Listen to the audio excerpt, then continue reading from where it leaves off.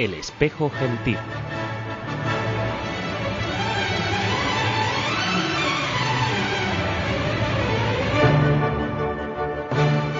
Bienvenidos oyentes de Radio Sefarad a este nuevo programa que hoy inaugura un espacio en la radio.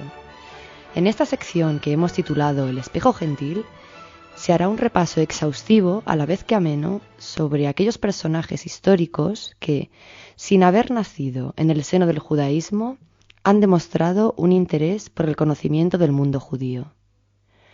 Conocer un punto de vista externo de uno mismo no solo es antropológicamente recomendable, sino que resulta un estimulante indispensable para desarrollar el sentido irónico de la vida. Es de sobra conocido que si un judío y un cristiano escriben sobre judíos, ambos pueden tener posiciones similares. Sin embargo, el público percibirá sus mensajes de manera distinta.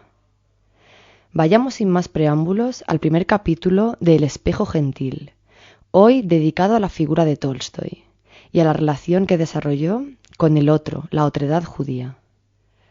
Lev Nikolayevich Tolstoy es, como todos saben, uno de los grandes autores consagrados de la literatura universal. Nació en 1828, en Yasnania Poliana, en la provincia de Tula. Quedó huérfano a la edad de 10 años. Su madre, la princesa María Nikolayevna Volkonsky, murió tras el nacimiento de su hija María cuando Tolstoy tenía solo 2 años.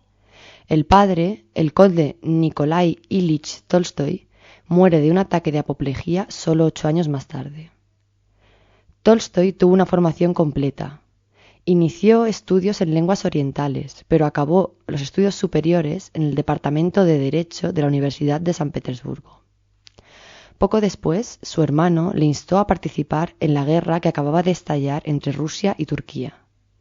Su primera obra, Infancia, la escribe en 1852. Durante el periodo que pasó realizando unas curas reumáticas en Piatigorsk. A continuación vendrán adolescencia y juventud. En 1863 acaba Los cosacos. Guerra y paz lo termina en 1869 y Ana Karenina en 1877.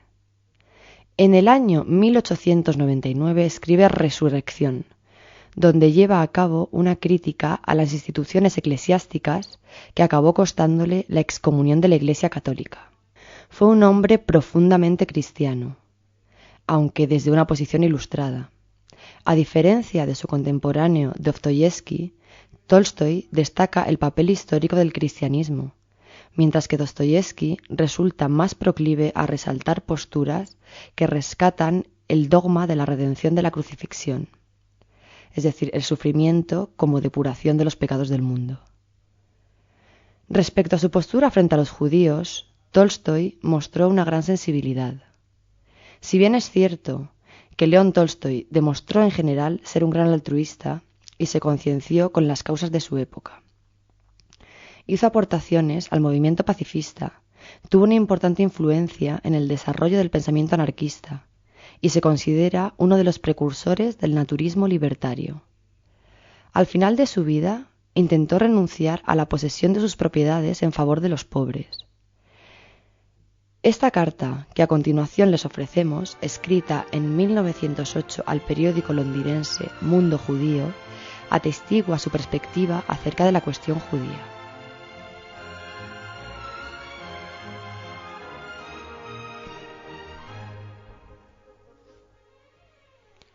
¿Qué es un judío? Esta pregunta no es tan extraña como parece. Veamos qué clase de criatura peculiar representa el judío, sobre quien todos los gobernantes y todas las naciones, ya sea en conjunto o por separado, han cometido abuso y dado tormento, han oprimido y perseguido, pisoteado y masacrado, quemado en la hoguera y ahorcado. Y a pesar de todo ello, todavía sigue vivo. ¿Qué es un judío que nunca ha permitido ser descarriado por todas las posesiones mundanas que sus opresores y perseguidores le han constantemente ofrecido para que cambiara su creencia y abandonara su propia religión judía? El judío es ese ser sagrado que ha bajado del fuego eterno de los cielos y a través de él ha iluminado el mundo entero. El judío constituye la cuna, el manantial y la fuente de religión de la que todos los demás pueblos han extraído sus creencias y religiones. El judío es el pionero de la civilización. La ignorancia fue condenada en la antigua Palestina mucho más de lo que es hoy en día en la Europa civilizada. Además, en aquellos días de salvajismo y barbarie, cuando ni la vida ni la muerte de nadie tenía el más mínimo valor, Rabí Akiva no se abstuvo de expresarse abiertamente en contra de la pena de muerte, una práctica que en la actualidad es reconocida como una forma de castigo altamente civilizada. El judío representa el emblema de la tolerancia civil y religiosa. «Amad al extranjero y al residente temporario», ordenó Moisés, «porque vosotros habéis sido extranjeros en la tierra de Egipto». Y esto fue expresado en aquellos tiempos remotos y salvajes cuando la ambición principal de las razas y de las naciones consistía en abatirse y oprimirse unos a otros. En cuanto a la tolerancia religiosa, la fe judía no solo dista mucho del espíritu misionero de convertir a pueblos de otras creencias, sino que por el contrario, el Talmud ordena a los rabinos informar y explicar a todos aquellos que voluntariamente vienen a aceptar la religión judía acerca de todas las dificultades que encierra su aceptación, y recalar a los supuestos prosélitos que los justos de todas las naciones tienen su parte en la inmortalidad. Ni siquiera los moralistas de nuestros días pueden jactarse de una tolerancia religiosa enaltecida e ideal de este tipo. El judío representa el emblema de la eternidad. Él es a quien ni la masacre ni la tortura durante miles de años pudo destruir. Él es quien ni el fuego ni la espada de la Inquisición pudo borrar de la faz de la tierra. Él, quien fue el primero en presentar los oráculos de Dios. Él es quien durante tanto tiempo ha sido el guardián de la profecía y es quien la ha transmitido al resto del mundo. Una nación semejante no puede ser destruida. El judío es eterno como lo es la eternidad misma.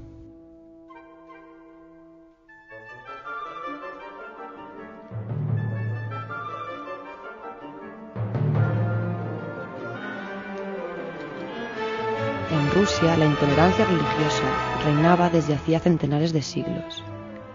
La legislación antijudía estaba muy extendida y era extremadamente represiva. Oficialmente, se adoptaban los más diversos métodos para obligar a los judíos a convertirse a la fe ortodoxa. Desde pesadas restricciones para el acceso a estudios superiores hasta el enrolamiento forzado en el ejército para campañas bélicas que podían alargarse por más de 25 años. Durante la época de la Rusia imperial, la práctica de la religión judía no era en absoluto alentada desde las instituciones, pero todo se radicalizó en la Rusia postrevolucionaria, llegando a estar casi prohibida durante el curso del primer periodo revolucionario. Sin embargo, las oportunidades de carrera para los hebreos eran mayores de cuanto habían sido nunca antes. El presupuesto era que fuesen no creyentes.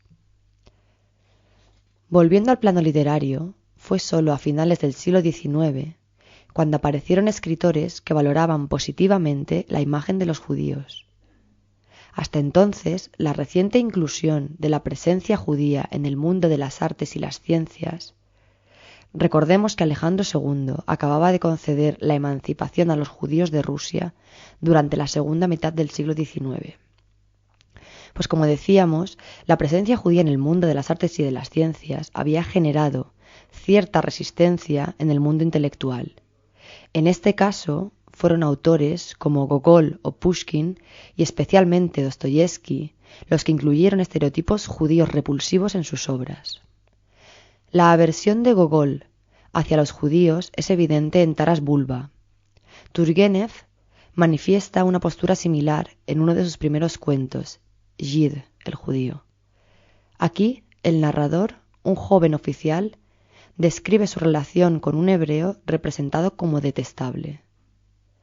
Dostoyevski manifiesta un antisemitismo creciente desde la memoria de la Casa de los Muertos, pasando por los demonios, y no deja pasar la oportunidad de introducir la cuestión en los hermanos Karamazov. Sin embargo, como apuntábamos hace un momento, también hubo una serie de escritores que se volcaron del lado judío. tales como Kirilenko, Krupin o Maxim Gorki. Kirilenko afronta el tema de los emigrantes ucranianos en América. Por otro lado, Alexander Krupin, en su relato Gambrinus, habla sobre la capacidad humana de recuperarse, y para la narración utiliza la figura de un violinista hebreo de Odessa, cuya música alegra a los marineros y al que le mutilan las manos durante uno de los habituales pogromos. En lugar de darse por vencido, el protagonista aprende a tocar las mismas melodías en una flauta de pan.